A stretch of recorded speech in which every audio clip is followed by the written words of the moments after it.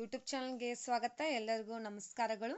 ದಸರಾ ಪ್ರಬಂಧ. ಈ ಒಂದು ದಸರಾ ಪ್ರಬಂಧದ ವಿಡಿಯೋ ಇಷ್ಟವಾದಲ್ಲಿ ಪ್ಲೀಸ್ ಲೈಕ್, ಶೇರ್, ಕಮೆಂಟ್ ಮಾಡಿ ಅಂತ ಹೇಳ್ತಾ, ಆದಷ್ಟು ಶೇರ್ ಮಾಡೋದ್ರಿಂದ ವಿಡಿಯೋ ಕೂಡ ಎಲ್ಲರಿಗೂ ಕೂಡ ತಲುಪುತ್ತೆ ಅಂತ ಹೇಳ್ತಾ ಪ್ಲೀಸ್ ಶೇರ್ ಮಾಡಿ. ವಿಡಿಯೋನ ಇಷ್ಟವಾದಲ್ಲಿ ಪ್ಲೀಸ್ ಲೈಕ್, ಶೇರ್, ಕಮೆಂಟ್ ಮಾಡಿ ಅಂತ ಹೇಳ್ತಾ ದಸರಾ ಹಬ್ಬದ ಪ್ರಬಂಧ ನೋಡೋಣ ಬನ್ನಿ.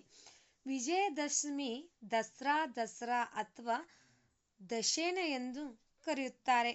ಇದು ಪ್ರತಿ ವರ್ಷ ನವರಾತ್ರಿಯಲ್ಲಿ ಕೊನೆಯಲ್ಲಿ ಆಚರಿಸಲಾಗುತ್ತದೆ. ಅಂದರೆ 9 ದಿನ ನಾವು ದೇವರನ್ನ ಪೂಜೆ ಮಾಡಿ ಆರಾಧನೆ ಮಾಡಿ 10ನೇ ದಿನ ನಾವು ವಿಜಯದಶಮಿಯನ್ನು ಆಚರಿಸ್ತೀವಿ.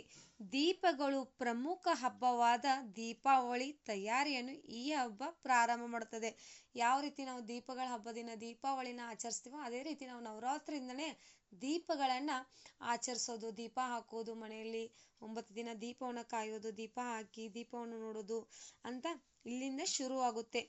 ಭಾರತವು ಅನೇಕ ಸಂಸ್ಕೃತಿಗಳು ಮತ್ತು ಸಂಪ್ರದಾಯಗಳ ನಾಡು. ಇದನ್ನು ಇಡೀ ಹಿಂದೂ ಸಮುದಾಯದವರು ಆಚರಿಸುತ್ತಾರೆ.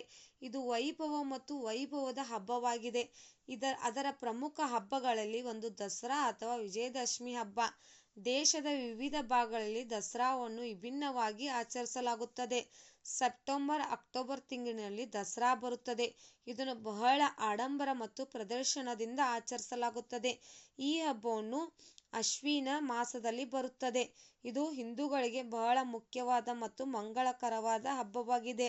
ಅವರ ಶ್ರದ್ಧೆಯ ಪ್ರಾರ್ಥನೆ ಮತ್ತು ಕೋರಿಕೆಯ ಮೇರೆಗೆ ದುರ್ಗಾದೇವಿ ಬೆಂಕಿಯಿಂದ ಜನಿಸಿದಳು ಅಂತ ಹೇಳಲಾಗ್ತದೆ. ಸೆಪ್ಟೆಂಬರ್ ಅಕ್ಟೋಬರ್ ತಿಂಗಳಲ್ಲಿ ದಸರಾ ಯಾವಾಗ ಬಂದಿದೆ, ಇವಾಗ ನೋಡ್ಬೋದು ನೀವು, ಸೆಪ್ಟೆಂಬರ್ ತಿಂಗಳಲ್ಲಿ ಬಂದಿದೆ.